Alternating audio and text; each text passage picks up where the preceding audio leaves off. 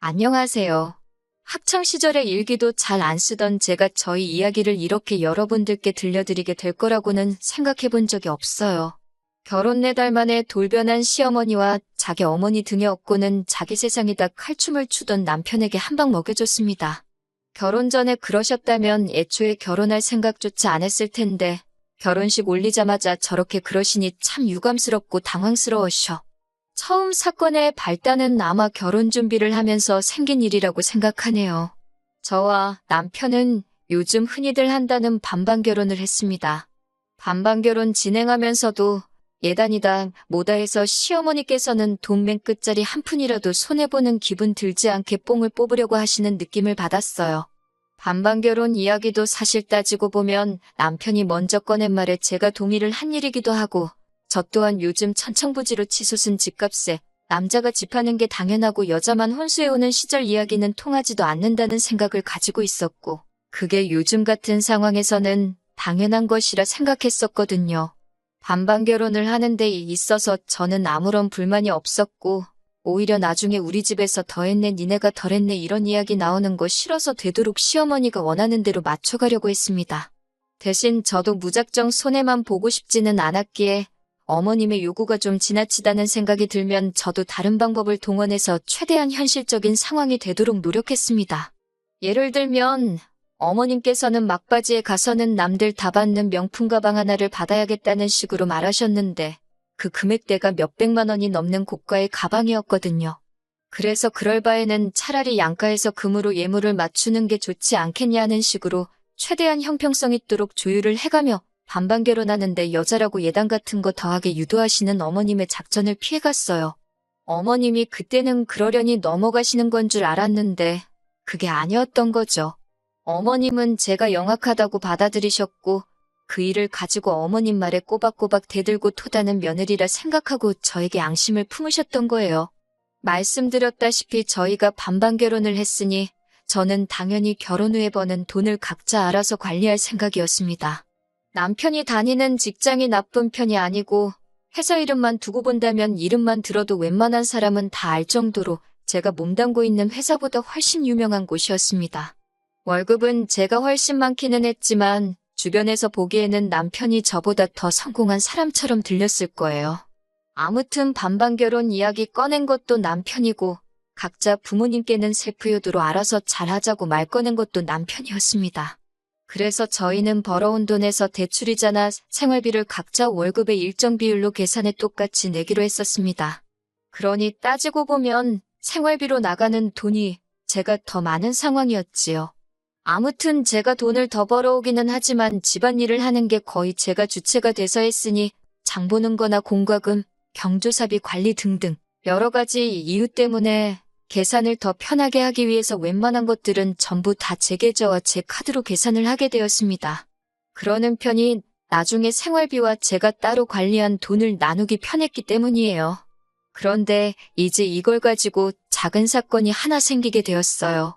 이게 결혼한 후로 딱 4달이 지난 시점이었고 그때는 바로 결혼하고 처음 맞는 어머님의 생신날이었습니다. 시어머니 용돈 한다고 남편이 봉투는 알아서 따로 챙기더군요. 저는 제 나름대로 몇 주 전부터 퇴근길에 백화점에 들르면서 선물을 고르고 골라 10만 원 상당의 선물을 고르게 되었습니다. 생신 당일날 남편이 예약해놓은 인당 10만 원이 넘는 꽤나 고급진 코스 요리 레스토랑에서 식사를 하게 되었습니다. 어머님은 싱글벙글 기분이 좋아 보이셨어요.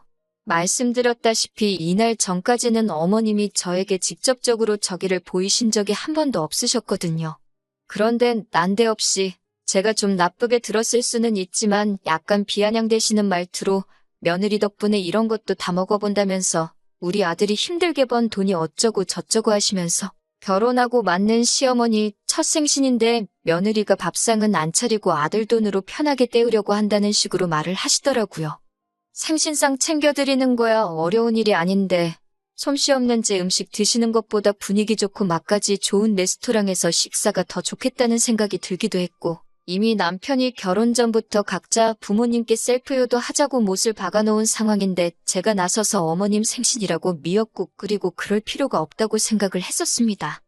그런데도 계속해서 제가 귀찮고 신경을 안 써서 남편 헛돈 쓰게 만들었다는 식으로 말씀을 하시니 저도 아무 말을 하지 않고 있을 수가 없어서 한마디 꺼냈습니다. 남편이 결혼 전부터 각자 부모님은 각자가 챙기자고 강조해왔고 이 식사도 제 덕분에 드시는 게 아니라 남편이 어머님 생신 특별하게 보내기 위해서 몇 달 전부터 알아보고 힘들게 예약해서 드시는 거다 설명을 드렸죠. 정확한 사실관계를 알려드리고 싶었는데 어머님 눈치가 아주 귀신 같으시더라고요. 제 말을 딱 듣고 모든 상황을 단번에 파악해버리신 거예요.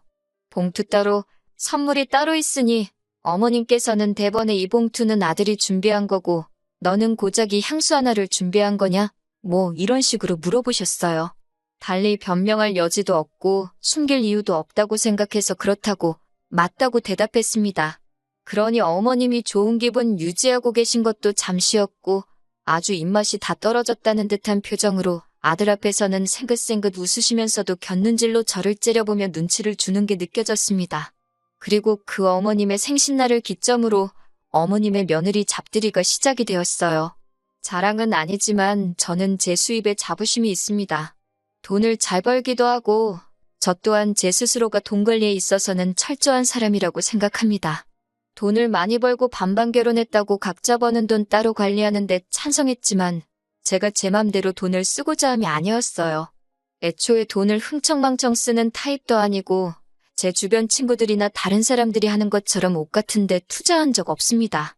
옷도 적당한 브랜드 옷 위주로 입고 명품백 같은 건 대학교를 졸업한 이후부터는 단 한 개도 사모은 적이 없고 그나마 쓰는 게 피부관리라든지 운동같이 자기관리에 필요한 것들 뿐이에요.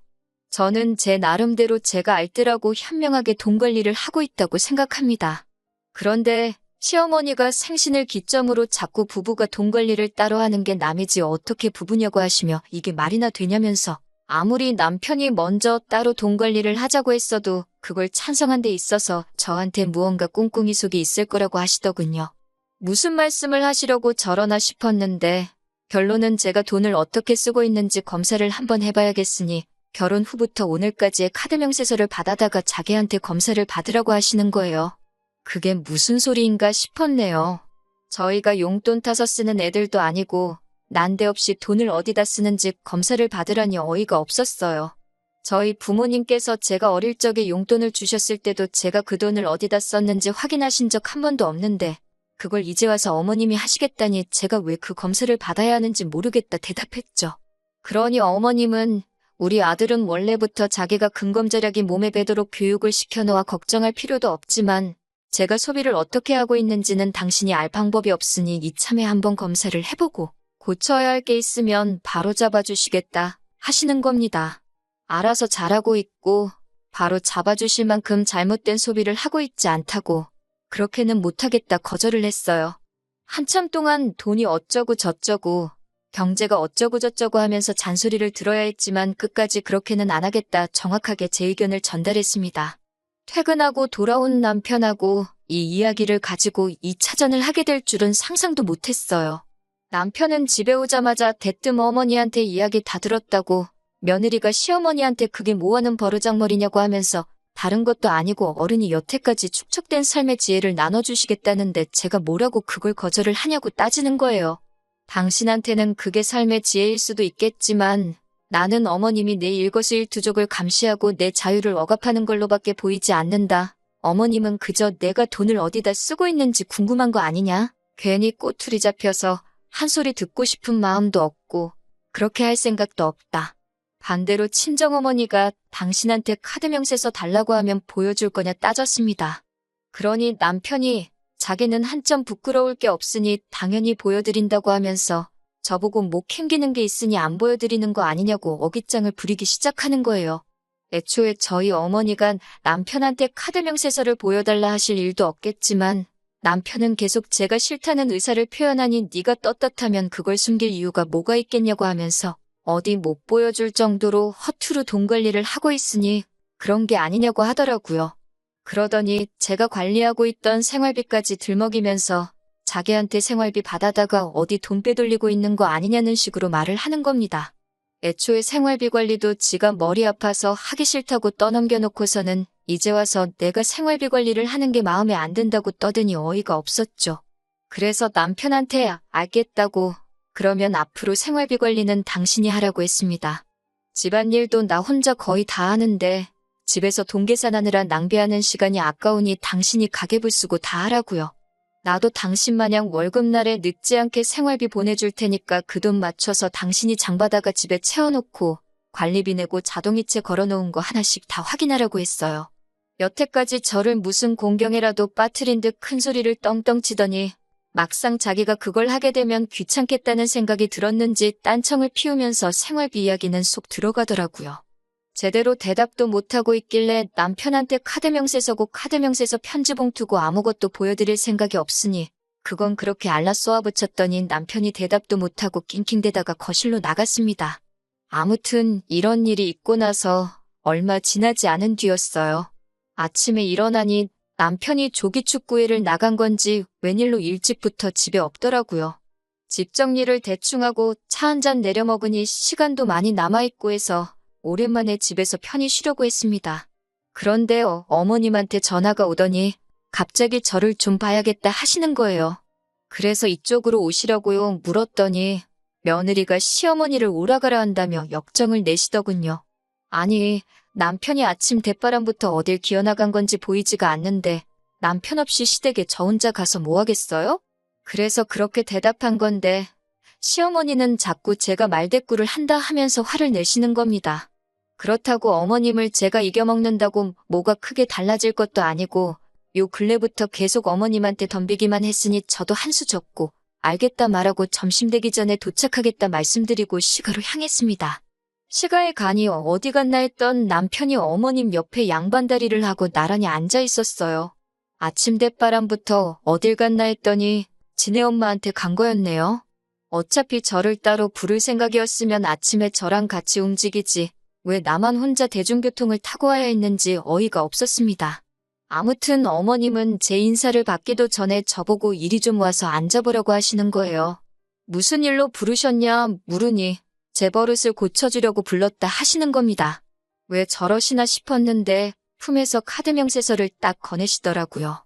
보니까 남편이 우편함에 있는 걸 가로채서 지 엄마한테 아침 눈 뜨자마자 일러 바치러 온 거였구나 하는 생각이 들었어요. 그걸 꼭 봐야겠다는 시어머니도 웃겼지만 카드 명세서를 가로채서 어머님 가져다 준 남편이 더 웃겼습니다. 솔직히 그 상황에서 집안을 뒤집어버리고 싶을 만큼 화가 많이 났는데 일단 참았어요. 어차피 카드 명세서 안에 흠잡을 곳 하나 없을 거 알고 있었으니 차라리 두 번 다시 제가 돈 쓴 거 가지고 두 번 다시 이야기도 꺼내지 못하게 정확하게 제 할 말을 하는 게 낫겠다 싶었습니다. 결제 내역을 보고 무슨 공부라도 한 건지 명세서 곳곳에 동그라미가 쳐져 있고 뭐라 메모가 써 있더군요. 마땅히 건드릴 말이 없으니 마트에서 장 본 거 가지고 말을 꺼내시더라고요. 둘이서 먹는데 무슨 장 보는데 돈을 그렇게 많이 쓰냐고 하면서 혹시 마트에서 몰래 한우 같은 걸 사가지고 친정에 보내주고 있는 게 아니냐고 하는 겁니다. 남편이 자기 차를 애지중지해서 여자인 제가 차를 끌면 차 어디서 긁어올 수도 있다고 운전대도 못 잡게 하거든요. 그래서 장 보러 갈 때는 항상 남편과 함께 갑니다. 장 보는데 돈이 많이 나오는 건 미리 조리된 튀김 같은 거 먹고 싶다. 튀김에는 맥주를 마셔야지 않겠냐. 고기 구워 먹고 싶다 하면서 쓸데없는 거 하나씩 더 담는 아드님 덕분에 그런 거라고? 애초에 친정은 지방에 있는데 제가 뭐하러 신선식품을 사서 빼돌리겠냐고. 생활비 관리 차원에서 마트에서 그동안 장본 영수증을 다 가지고 있는데 원하시면 보여드리겠다 했죠.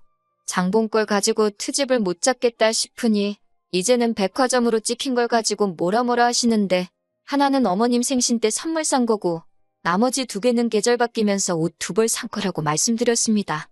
제가 무슨 옷을 한 번 입고 새 옷을 사는 것도 아니고 계절 바뀌면서 두 벌 산 게 큰 문제가 되나 싶었죠. 그런데 어머님이 며느리가 시어머니보다 좋은 옷을 사 입을 수가 있느냐고 뭐라고 하시는 거예요. 시장하는데 쓰는 돈은 여자인 저보단 남편이 더 많이 쓰고 있는 상황이고 어머님 논리대로라면 시장에서 파는 옷 대충 사서 입고 지내시는 친정아버지보다 남편이 훨씬 좋은 옷을 더 입고 다니고 있는 것부터 지적해야 할 일이고 남편은 심지어 결혼하면서 지 대학 동기 누구는 차를 뭐를 타고 다니네 하면서 남 보는 눈 부끄럽지 않고 싶다며 팔자에도 없는 외제차를 끌고 다니고 있었거든요. 더 들어봤자 제가 카드로 커피 한두 잔 사 마신 것까지 문제 삼으실 것 같아서 제가 나서서 한마디 했습니다. 돈 아끼는 거 누가 좋은 줄 모르냐고. 남편이 차값으로 달달이 내고 있는 돈이며 술값으로 나가는 돈부터 뭐라고 하시는 게 맞지 않냐. 저의 버릇을 고치기 전에 어머님 아들부터 교육을 다시 시키셔야 하는 거 아니냐 말씀드렸어요. 어머님이고 남편이고 둘 다 아무 말도 못하더군요. 각자 돈 알아서 관리하자고 꺼낸 것도 남편인데 이렇게까지 나오시니 어머님 말씀대로 하겠다고 말하고 앞으로 돈을 아껴 쓰겠다고 한 수 져주는 척 했어요. 아무 말도 못하고 난처해 하시다가 제가 어머님 뜻대로 하겠다고 하시니 어머님 표정이 다시 밝아지시더라고요. 그래서 저도 이어서 앞으로 반반 생활 청산하고 남편 월급은 앞으로 제가 관리하겠다. 그리고 가계부를 정확하게 적어서 한 달에 한 번씩 어머님께 보여드리겠다 했어요. 그러니 어머님이 갑자기 당황한 표정으로 왜 그게 그렇게 되는 거냐 하시는 거예요. 그래서 당연한 것 아니냐고. 누가 봐도 남편보다 제가 더 돈을 알뜰하게 관리하는 것 같으니 어머님이 원하는 대로 돈을 아끼기 위해 그렇게 하려는 거라 대답했죠. 앞으로 남들이 하는 것처럼 용돈 드리는 것도 명절 2번과 생신날, 어버이날만 챙기겠다고 했습니다. 액수도 친정씨가 할 것 없이 인당 10만 원으로 통일을 하고 남편과 저도 교통비를 제외하고 한 달 용돈은 20만 원으로 정해놓겠다고 했어요. 식비도 끼니당 3천 원이 넘지 않게 만들고 혹시나 식비 예산을 초과하면 맨밥에 간장 찍어 먹어서라도 그 돈을 맞추겠다고 했습니다. 제가 돈 아낄 줄 몰라서 그동안 남편이 자유롭게 돈 쓰고 다니는 건 내버려둔 게 아니라고 했죠. 모르긴 몰라도 남편이 어머님께 용돈식으로 보내주는 돈도 액수가 꽤 될 거라 생각했는데 어머님 반응을 보니 그게 진짜였구나 하는 확신이 들더군요. 오히려 제가 어머님 말을 듣고 뉘우치는 척하면서 저렇게 나오니 시어머니도 승산이 없다고 생각했는지 바로 꼬리를 내리시고는 그렇게까지 자린고비처럼 살라고 하는 말이 아니라 앞으로 돈을 더 계획적으로 사용했으면 싶어서 그러신 거라고. 앞으로 잘하면 되는 거 아니겠냐고 상황을 정리하려고 하시더라고요. 그때 저도 알겠다고 하고 그냥 끝내도 좋았겠지만 막상 그렇게 끝내자니 썽에 차지가 않더라고요. 아니에요, 어머님 하면서 어머님이 몸소 근검절약에 대해서 가르침을 주시는데 제가 어떻게 그냥 넘어가겠냐고 말하고 마트에서 장 보는 것도 아끼고 어머님보다 좋은 옷 사입을 생각 없으니 지금 있는 옷들이 다 달아해질 때까지 일단 입어보겠다고 했습니다. 그러면서 저도 이렇게 노력을 하는데 남편 또한 달마다 쓸데없이 나가는 돈이 많은 것 같으니 남편 것도 같이 정리하겠다고 했어요.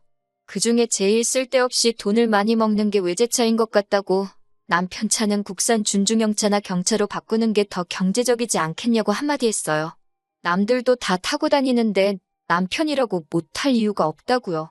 어머님도 여태 저를 교육하겠다고 꺼낸 말이 있으니 괜찮다고 했다가는 또 남편 월급 관리를 하겠다고 나올까봐 우려가 되신 건지 그러면 그렇게 하자고 엉겁결에 대답을 하셨네요. 남편이 보내주는 용돈이라도 지켜야겠다 생각하셨던 게 아닐까 싶어요. 저도 어쨌든 어머님이 꺼낸 말에 맞춰서 새 옷 사입는 일은 없어지고 말았지만 살을 내주고 뼈를 취했다는 생각을 하니 별로 아깝다는 생각도 들지 않았네요. 그렇게 얼마 전에 남편이 타던 외제차는 얼마 전에 리스 승계를 해주고 완전히 처분을 했고 돌려받은 보증금 가지고 중고매물로 나온 경차를 한 대 뽑아줬습니다. 동네 운전 못하는 여자들이나 타고 다니는 차 같다고 툴툴대더니 외제차 끌던 적에는 기름값이 얼만지간에 비가 오나 눈이 오나 그 차 끌고 출근하겠다 하던 남편이 요즘은 차는 거들떠도 안 보고 지하철을 타고 다니네요. 덕분에 차는 제가 끌고 다니고 있고요. 작은데 연비도 좋고 차도 잘 나가는데 뭐가 그렇게 타기 싫다는 건지 모르겠어요. 어머님은 그 이후부터는 제 길을 죽이는 걸 포기하신 듯한 눈치예요. 결혼 전에 들은 이야기인데 남편 말로는 어린 시절에 형편이 그렇게 어려웠던 시절이 있었다네요. 그때 어머님이 알뜰살뜰 아끼고 모아서 지금 살고 계신 아파트를 자가로 소유하게 되신 거다. 인간승이다 뭐 이런 식으로 이야기를 하셨는데 막상 제가 어머님이 하셨던 것처럼 돈을 그렇게 아낀다고 나오니 당신 모습을 저에게서 보셨나 봐요. 요즘은 저한테 아들 욕도 가끔씩 하시면서 돈 허투루 안 쓰게 저보고 잘 좀 이끌어달라고 하실 정도입니다. 남편이 시어머니한테 보내던 용돈은 사실이었어요. 지금도 받고 계시고요. 그런데 어머님께서 그 이야기를 제게 꺼내시면서 그 돈은 어머님께서 따로 모아서 저희한테 돌려주실 계획이니 마음에 담아두지 말고 나쁘게 생각하지 말라고 하시네요. 어차피 대리요도 하지 말자고 정해놓은 상황에 남편이 벌어온 돈으로 효도를 하는 거에 불만은 크게 없었어요. 저에게 숨기고 있고 자기는 하는데 저는 안 된다는 식으로 나오는 게 마음에 안 들기는 했지만요. 아무튼 그 돈은 남편이 힘들게 일해서 번 돈이고 어머님께 그 돈을 드리는 건 남편이 판단하기에 그만큼 가치가 있다고 생각해서 드리는 게 아니겠냐고. 어머님께서 그 돈을 잘 관리해 주셔서 저희에게 주신다면 감사히 받겠지만 그 돈은 안 주셔도 실망하거나 하지 않을 거라고. 그 돈은 어머님께서 원하시는 대로 하는 게 맞는 돈이라 말씀드렸습니다.